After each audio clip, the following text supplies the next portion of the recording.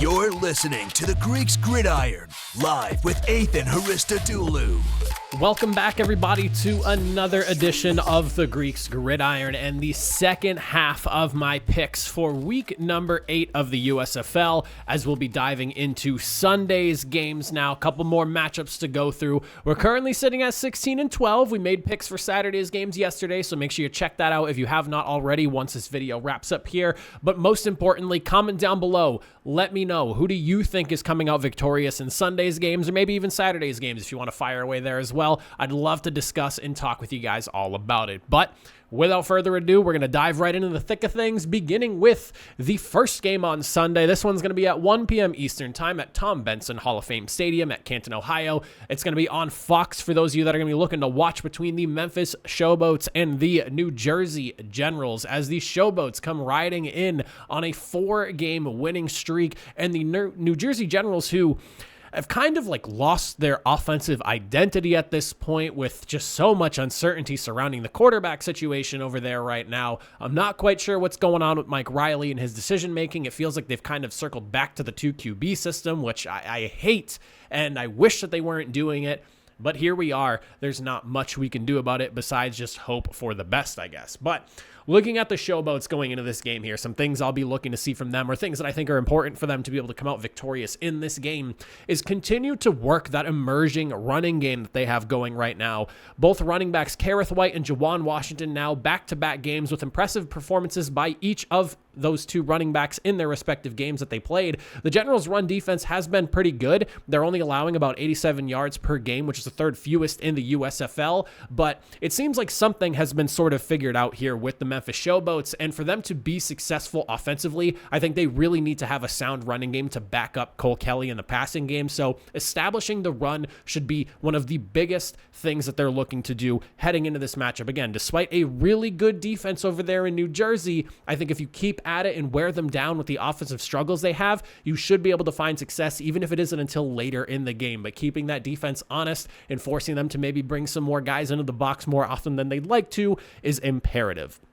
The other thing that I would like to see, especially in the passing game here, is continue to get wide receiver Derek Dillon involved. He has been exploding for big plays lately, obviously last week being a prime example of that, but he's averaging right now 14.5 yards per reception. He has 133 yards and a touchdown in the last 2 weeks of gameplay. I think that you have guys like Vinny Papali over there. Ryan McDaniel has flashed in some spots here and there, but getting Derek Dillon going, who has shown he can make a big play happen with the ball in his hands, would be an excellent way to really fill out that wide receiver corpse. And now you have, 3 guys that you've at least found some proven success with now that defenses have to account for. It's opening up the passing game a little bit more, along with that strong rushing attack you've found the last couple of weeks.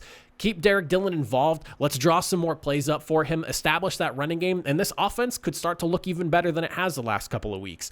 And then on the defensive side of the ball, and I mentioned this just briefly a second ago here, but you kind of have to be prepared for both quarterbacks right now, whether you're going to get the more so pure pocket passing of Kyle Lauletta or maybe DeAndre Johnson coming in. They got a close to 50-50 snap count last week. I don't know what the exact number was. I didn't count out the snaps or whatever, but I mean, you saw a decent amount of both quarterbacks in last week's game. And while I really wish they'd stick with DeAndre Johnson, I feel like the route that they've kind of gone right now is just not going to be that way. So we're probably going to see a little bit of both. So just kind of expect everything. Don't come in expecting to see one or the other. Mike Riley has shown he's not afraid of the dual QB system. So expect the unexpected, expect the expected, expect it all with as far as the quarterback goes. You're going to get a little bit of both from the way I see it. Hopefully, for the general sake, in my opinion, that's not the case, but I'm thinking it's going to be that way. Also, just make sure you're coming in prepared for Darius Victor. He has been a problem week in and week out, arguably one of the best running backs in the USFL from last season all the way through this season as well. He has been a stud the first 2 years of this league's reemergence. And on top of that, make sure you're keeping tabs on wide receiver Cam Eccles-Looper. He is a guy that is sneakily explosive. He has big plays here or there. He's an excellent return man as well. Just make sure you're keeping an eye on him, because he is that big play guy that I feel like can get forgotten about at times, and he rips teams for big ones. So just make sure he is accounted for and you know where he's lining up. Obviously, a guy like Alonzo Moore is a big deal for you. You have to make sure you know where he's going, but just don't lose Cam Eccles-Looper, because I feel like he's not gotten quite the noise some other wide receivers have gotten, but he's been effective when given the opportunity. As for the Generals coming into this game here, and I have this in all caps on my notes on this one here, Mike Riley, I know I just talked about, expect the unexpected for the Showboats, but Mike Riley, give the ball to DeAndre Johnson. Let him be QB1. Let's get away from that 2 QB system we've seen the last couple of weeks and just go all in on DeAndre Johnson again. I think this offense runs a heck of a lot better when he's under center, and it's just the identity of this offense feels like it's been ripped away now that we're back to the QB flip-flopping, and if it's a Kyle Lauletta under center, and yeah, maybe he's had a couple of moments where he's made some touchdown passes here or there, but DeAndre Johnson just has the big playability, the deep ball threat as well. I feel like you just have a higher potential upside, and you've lost that ground and pound, just kind of, wacky, hard to decipher running game you had going on with a scrambling quarterback who was really good when it came to like deciding on read options and things like that. And it's making things more difficult for Darius Victor. I want to see DeAndre Johnson under center. I feel like he gives you the best chance to win ball games, and to go into this 2 QB system, I hate pounding the table about it because I did it all last season, and, the Generals made it very far last year, but ultimately came up short. And, I was doing it in the early portions of the season. I was excited to see DeAndre Johnson get his opportunity. The passing game really started to struggle, though, and now we're back to doing this again. And I hate because I feel like I'm just like beating a dead horse at this point, but please just stop with the 2 QB system. On top of that, though, by making DeAndre Johnson QB1, it helps make things a little bit easier for a group that is going to have a tough task, and that is the offensive line. They need to have one of their best games of the season this week specifically. The Memphis Showboats have 20 sacks on the season right now through 7 weeks of play. They are coming after your quarterback, and they are going to give him one hell of a day. And I've got to say, I feel a lot more comfortable with a guy like DeAndre Johnson, who has excellent legs and can move around in the pocket a lot better and create plays with his legs, than I do with someone like Kyle Lauletta, who's more traditional drop back, stand in the pocket type of guy. Offensive line needs to be ready to go, but help them out. Have DeAndre Johnson be your guy. Have him under center. Bring in that threat of him using his legs. It'll open things up in the passing game and through the running attack. Have DeAndre Johnson in at quarterback. As for the defensive side of things, I think that there is somewhat of a recipe for beating the Showboats, but teams have just kind of struggled with it. And on top of that, the Showboats have showed a lot of improvement in a lot of areas over recent weeks. But the way I see a team beating the Showboats, especially in this hot streak right now, you really have to just force Cole Kelly to be the guy to win the game, essentially, and you need to force him to throw more than he necessarily wants to. His completion percentage isn't great right now, 57.5%, nothing really to look at and go, oh yeah, I would want that for my quarterback, but it's not also, it's not horrible compared to some of the other numbers, but it's not great. And I'll say this, Cole Kelly has done a solid job, but I don't think he's done like an excellent job. I don't think he's done a terrible job either. He's just done a solid job, and he's really benefited from the rushing attack the last couple of weeks, opening things up, making things a little bit easier for him because teams now have to account for the running backs actually doing something in Memphis.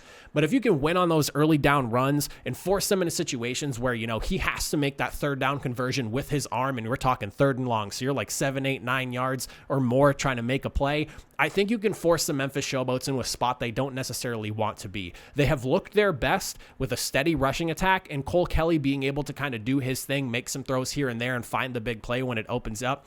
But if you just force him to throw more and, you create that pressure, force him into mistakes and just into bad throws, you have a really good shot of shutting down this Memphis offense that has looked good, not great, but good as they've kind of balanced themselves out the last few weeks.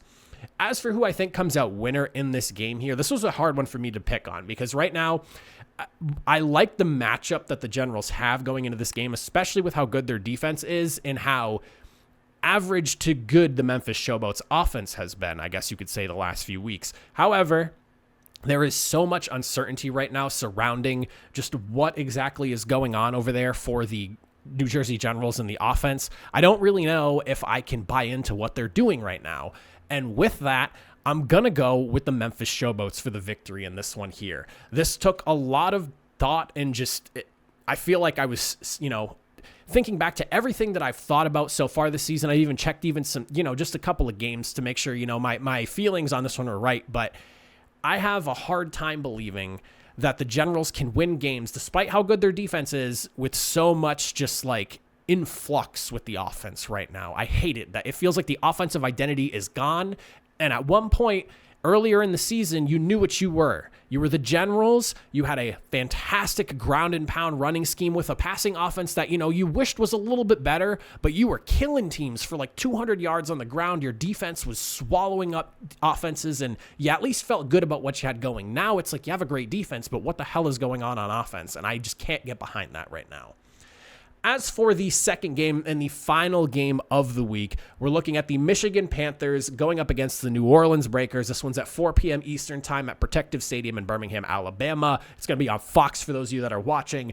Initial thoughts on this one here. I look at the Breakers, and this is like a must-win game for them. If they want to continue to be in the running for the South Division right now and find themselves, even if it's just the number 2 spot in the playoffs for their division, you kind of have to win this game. It is a very important game. It makes your path a lot easier in terms of just the road to potentially getting into the playoffs than it does taking a loss here. Because if you lose here, things get a lot more complicated and you need a lot more help in things to fall in your favor. Whereas you look at the Panthers and they're kind of in the same boat, but it's a little bit different. This is a must win because if you don't win this game, you're probably just not going to make the playoffs, plain and simple. Whereas like the Breakers, you want to win, kind of a must win. You could maybe still sneak into the playoffs if you lose, but the Panthers, they have got to win this game if they want to have any real shot of being one of the 2 teams from the North within the northern side of the playoffs.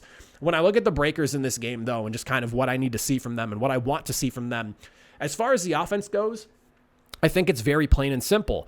They are in a weird place right now. This is a team that the first 3 weeks were killing you every which way, especially once Wes Hills got in there. The offense just came to life and exploded, but it felt like they kind of got one-dimensional. They got a little too reliant on Wes Hills, and I'll even say myself, I felt like I was like, just feed Wes Hills, just feed Wes Hills, but at some point, teams are going to know what you're doing. You kind of get a little too vanilla, or just not necessarily vanilla, but like it's just kind of obvious what you're trying to do, and you get figured out. Now, they found some balance last week. They lost, but they found some good offensive balance. When you look at the numbers, Johnny Dixon had 6 receptions. Jonathan Adams had 6 receptions. Sage Surratt had 5. We're talking 3 different receivers with 5+ catches on there. Wes Hills had a good 20 carries. They found some really good balance within their offense, and that's exactly what they need to continue to do. You have so much talent on the Breakers, and I can understand why some teams, because I've looked around the league and I've seen people's power rankings and things like that, and I see some people that have the Breakers higher than where I have them ranked at right now, but despite there being so much talent, it's not being utilized well, which is why I have them ranked a little bit lower. And if you haven't watched my power rankings, make sure you check them out. We dropped them on Monday. But I will say this, if you can utilize your talent and spread the ball around, keep teams guessing as to what's going on, still lean into Wes Hills. I think he's an excellent, talented running back and one of the most threatening in the league, but you need to make sure that people aren't just stacking the box going, here comes Wes Hills again for the 31st time this game. He's trying to run again. Let's make sure we're ready for him. You want things to be just, a little bit of more of a guessing game, I guess you could say. On top of that, I want to see McLeod Bethel-Thompson get the ball out of his hands a little bit quicker, whether that's on his own decision-making or just by scheming up some quicker passing plays. I think that this offensive line that has I don't want to blame the O-line either because I feel like it's a little bit of both. It's McLeod Bethel-Thompson hanging on to the ball too long sometimes, but also this offensive line has clearly regressed in the last month compared to where they were the first 3 weeks of the season. They have 14 sacks allowed in their last 4 games, whereas in the first 3 games of the season, they only have 3 sacks altogether. They have 17 total this year, and 14 of them came in the last month alone. So with that in mind, let's try to just get the ball out of McLeod Bethel-Thompson's hands a little bit quicker. You have guys like Johnny Dixon and Sage Surratt, and again, Jonathan Adams, Wes Hills, all these guys, they're excellent playmakers. Just put the ball in their hands quicker and let them make plays, especially Johnny Dixon. He is that guy that you can put the ball in his hands and trust that he can make something happen with his moves. Let's just try to get the ball out quicker. That way you're not just sitting back there too long and you're not hurting your offensive line, making them have to work. And maybe it's the season fatigue at this point. You're playing in the hot summer, and it's not too surprising that maybe offensive lines are regressing a little bit with how hot some of these games are, especially being in Alabama. But I just want to see a quicker passing game to try to mitigate some of the struggles that we've been seeing from pass protection altogether. As for the defensive side, I think it's pretty simple. The Panthers, for the most part this season, have struggled offensively in the passing game, and we've, finally gotten to a point now where it's like, okay, if things go really well for the Panthers, Josh Love can excel, but you need a lot of things to go well, and you kind of saw that last week. You had a pretty good game compared to what the most of the season has looked like for him. I feel like you had week 1 and then last week, which were 2 stellar games. Then you've been getting like mixed bags of things with Carson Strong popping in here or there. It's just been not a great sight for the Panthers at the quarterback position. I think if you bring the pressure, you can force him into mistakes and you can take advantage of that. When you look at the pass coverage of the Breakers, they're an aggressive group, and I think they really need to be aggressive in this game, because if you can bring that pressure, you can force him into mistakes. When you look at the numbers here, it's kind of insane. This has been a really impressive group altogether. Defensive backs Alex Thomas and Neville Clark combined for 10 passes defensed and 4 interceptions. Then when you look at the linebackers, Gerard Fernandez and Vontae Diggs, they combined for 8 passes defensed and 2 interceptions. They're linebackers. So that's 4 guys right there that account for altogether 18 total pass breakups and 6 picks. This is an aggressive group, and a group that's not afraid to get their hand in there and break up a pass. So if you can bring pressure, force some bad throws, I think you can come away with the ball once or twice in this game. As for the Panthers, though, how do they find a victory here? They need a victory. Like I said, the Breakers, they want to win this game. It's kind of a must-win, but the Panthers absolutely need to win this game if they want to continue any sort of hopes in making it into the playoffs right now.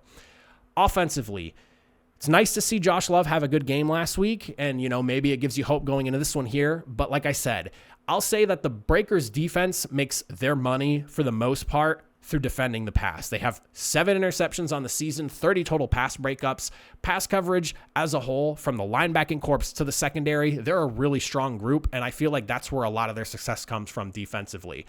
Your strengths lie in your running back room. So while you're probably feeling good with what Josh Love did last week, don't fall into that again and try to become a pass-happy team. Don't forget about your running back room. Reggie Corbin, Stevie Scott, 2 good running backs paired together, an excellent duo. Lean into your strengths. Let them open up the passing game. Don't force it against a group that is known for, 1, putting their hand in between your players and the ball, and 2, coming away with it more often than not, it feels like.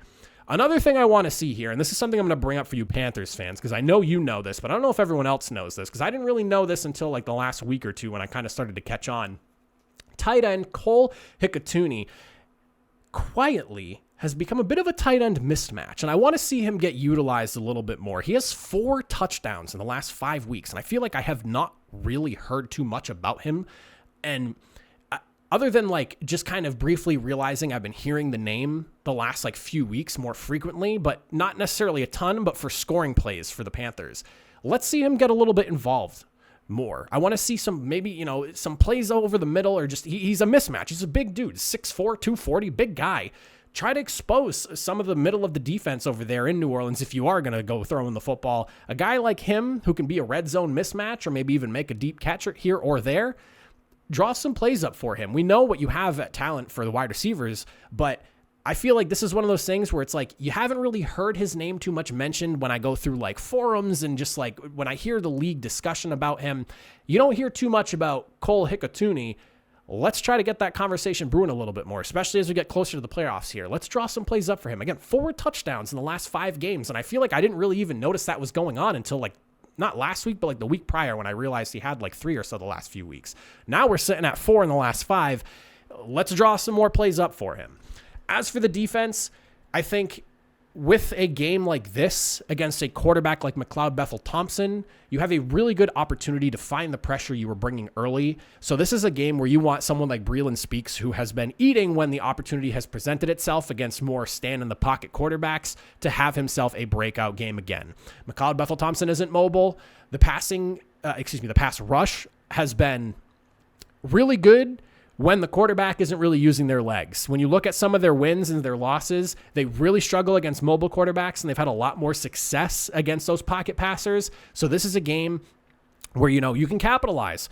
Send those rushers, pin your ears back, and let them fly. Just get after him, try to tee off. Like I said, New Orleans offensive line, 14 sacks allowed in their last 4 games. They're definitely struggling there. So you have a really good opportunity to find a little more momentum as you get closer to the playoffs here and try to push into the playoffs as that number 2 team.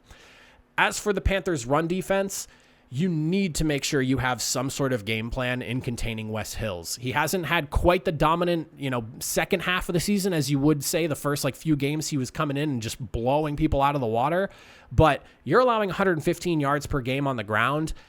That is a recipe for a disaster for the Panthers defense. You have to contain Wes Hills. I know I've talked about, the Breakers keeping their offense balanced, but if Wes Hills gets going and he starts eating, there's no real reason to hold him back. It helps, it puts the ball in the air less opportunity for interceptions, takes some of the pressure off the offensive line that's been struggling in pass protection, and McLeod Bethel-Thompson, who's been struggling himself a little bit. Don't let Wes Hills get going. You need big games from Frank Ginda and Corian Ballard, your linebackers, to make sure that they are bottling him up and not letting him break away for some big gains, because we've seen, especially going stretch plays, going to the outside, Wes Hills can burn a defense. Your linebacking corps needs to be ready to go, because Wes Hills, again, he's talented. Teams have kind of expected him to do more the last few weeks, and I think that's why we've seen a little bit of regression in the numbers that he's been putting up. But let's not forget just how good Wes Hills actually is. It's just he's having more normal numbers as opposed to the gaudy numbers he was getting the first few weeks of the season. As for who I think comes out victorious, this is another game that I kind of struggled with here, but I think just because I've seen more from the Breakers offensively as of last week and through the majority of the season, minus the little stretch where they were really struggling, if they can stay balanced, I like their offense more than I do the Panthers. I'm going to go with the New Orleans Breakers for the victory in this one here. I have them winning 24-17. I think that the offensive struggles will still kind of be there, and I think the pass rush of the Panthers is going to benefit a little bit more in this game, just matchup-wise. Like I said, they've struggled with running quarterbacks. McLeod Bethel-Thompson, not that guy. Yeah, he's had a run or two here or there, funny stuff, but he's not a guy that's going to burn you with his legs. So I think that we're going to see this is going to be a tighter, more defensive affair, but I do think you have more firepower and just more consistency altogether with the Breakers, so I do think they come away with the win. But those are my picks for Sunday. Again, comment down below. Let me know who you think wins, thoughts on my predictions and picks, my scores and whatnot. How do you feel about what I had to say? I'd love to discuss and more with you all down there in the comment section. But that is it for me. I appreciate you for making it to the end of the video. If you did, I will catch you all next time. Have a good one.